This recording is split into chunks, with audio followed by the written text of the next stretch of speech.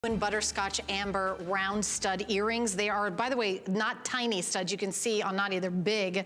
They're 11/16 of an inch in a diameter.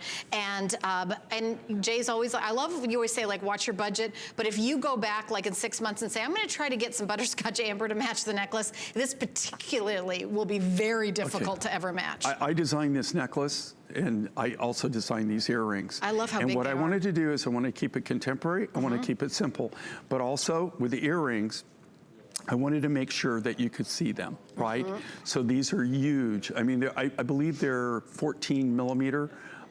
If memory serves me right. Yeah, These are 11/16 of an inch. I mean, they're 14 millimeter. Yeah. So you got you know what you're 14 saying. millimeter domed. But if you look at the color and you look at the consistency of this amber, and that's what really, really makes it pop, and that's what sends it kind of over the top. And this is what you're looking for. You're looking for something that's really got that presence.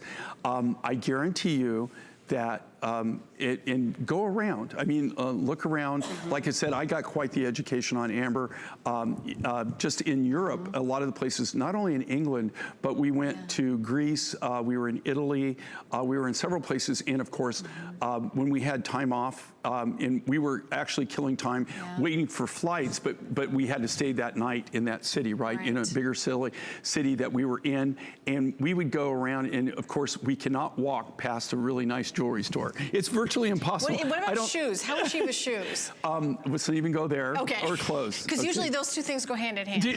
Do you know what I tell her? I say, you know, like, and she brings a lot of stuff with her. I said, just bring empty suitcases because, do you know, and this is a fact. I end up buying a suitcase every single time.